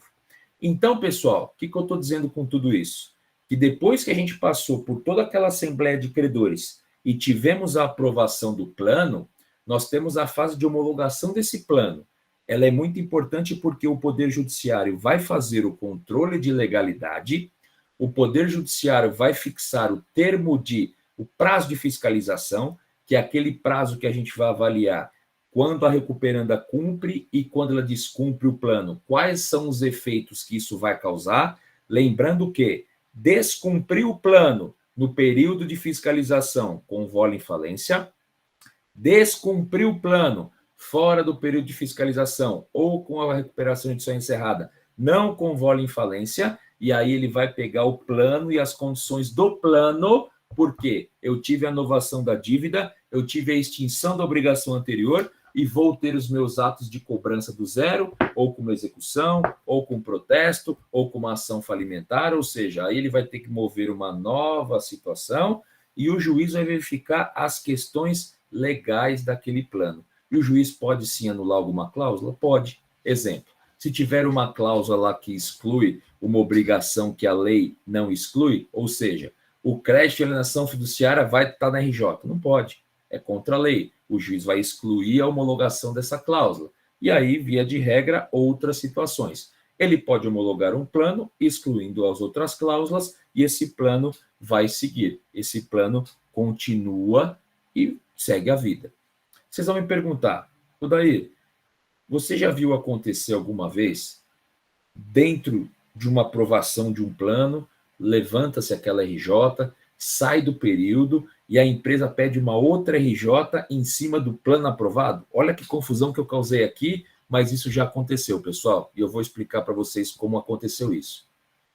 O plano de recuperação judicial, ele previu o pagamento dos credores quirografários 20 anos para pagar, ok? Então, depois que houve a aprovação do plano, na fase da homologação pelo juiz, o juiz deixou 2 anos de fiscalização. Nesses 2 anos de fiscalização, a empresa foi bem, honrou o plano. A recuperação judicial foi levantada, foi extinta. Depois de mais 3 anos, a empresa continuou em dificuldade. Então, ela tinha o plano de recuperação para cumprir, porque a obrigação originária foi extinta, ela tinha o plano. E ela não conseguia mais ficar no mercado, não estava dando mais. O que ela fez, pessoal? Passados 3 anos da última recuperação que ela pediu uma nova recuperação judicial e arrolou como crédito aquele plano de recuperação judicial não cumprido e mais outras novas dívidas que ela acabou contraindo. Obviamente que essa empresa teve a recuperação, o processamento deferido, mas durante o processo ela não conseguiu se manter, teve o plano lá na frente não aprovado e acabou convalado em falência.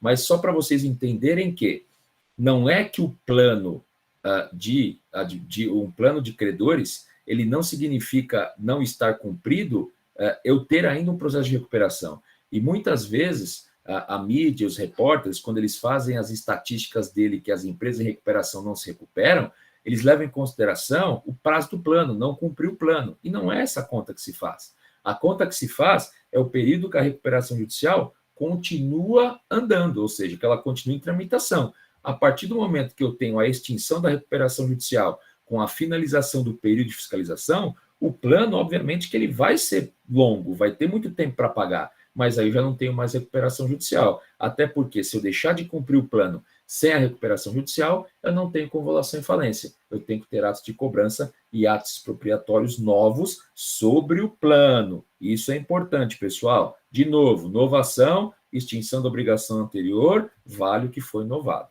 Ok? Dúvidas, pessoal? Legal. E aí, pessoal, aqui eu encerro. Sugiro a vocês a leitura da Lei 11.101 de 2005, os artigos 30 a 56, que foi praticamente o que nós falamos aqui. Caso vocês tenham dúvidas na leitura, ou caso surgiu alguma dúvida depois, quando vocês estavam vendo, tá aí o meu e-mail, se vocês quiserem anotar, eu vou deixar um pouquinho aí o meu e-mail para vocês anotarem. Fico à disposição de vocês para responder qualquer pergunta que vocês tiverem aí. Eu tenho uma questão. Vamos lá, deixa eu só tentar. Que nem tem a ver com a aula, pode ser? Não tem problema, pode, deixa eu só tentar voltar aqui, para eu ver se eu consigo. Espera aí. Apesar que vocês, eu quero ver você. Aí, acho que eu consegui agora. Lá, volta aqui para cá. Pronto, consegui. Fala o seu nome. É o Luiz de novo? É o Luiz? Sempre eu, né? Ô, Luiz, sem problema. Vamos lá, pois não. É o seguinte, eu tenho o caso aqui de credor trabalhista que tem crédito extraconcursal. Tá bom. A empresa está em recuperação judicial. Tá Na parte de falência da lei, ela diz que o crédito extraconcursal tem precedência sobre os demais. Ou seja, ele deve ser pago antes de qualquer outro. Ok. Mas o juízo da recuperação não é responsável pelo pagamento. Como é que eu faço com isso aí? Eu tenho que fazer andar e pedir para o juízo original do trabalho oficiar ao juiz da falência para ter esse crédito com preferência sobre os demais? Porque o juiz... Não? Vamos lá. Deixa eu só tentar entender. Você tem um crédito de um reclamante, certo? Eu tenho crédito extraconcursal de um reclamante. Extraconcursal. Legal. Ele é extraconcursal em uma recuperação judicial. Isso. Certo, legal. E aí você está tentando executar a empresa. Pois é, mas não posso executar, está tudo suspenso e não vou conseguir executar. Entretanto... Peraí, mas vamos lá, Luiz. Mas você não falou para mim que ele é extraconcursal? Falei. Então, se ele é extraconcursal, você pode executar a empresa em recuperação judicial, porque ele não sofre os efeitos da recuperação judicial. Mas os bens, está suspenso qualquer execução. Não, então, vamos lá. Está suspenso qualquer execução de crédito que seja sujeito à recuperação judicial. Você está falando para mim que esse crédito é extraconcursal. Exatamente. Se ele é extraconcursal, ele não sofre, Luiz, nenhum efeito da recuperação judicial, nem mesmo a suspensão das execuções. Então, você pode cobrar esse crédito normalmente, se ele for realmente extraconcursal. Mesmo para pegar bem que fariam falta para a atividade da empresa. Aí a empresa que se defenda e demonstre que aquela máquina, aquele carro, aquele caminhão que você conseguiu penhorar, que eventualmente aconteça, ela é essencial para a atividade. Mas isso vai ser uma tese de defesa da empresa que você não deve se preocupar nesse momento. Eu, no seu lugar, sendo um crédito extraconcursal, eu executaria da mesma forma, executaria forte e deixaria a empresa em recuperação fazer a sua defesa. Você não sofre os efeitos da recuperação. Seu crédito é extraconcursal. Então, você tem o privilégio de poder cobrar. Entendi.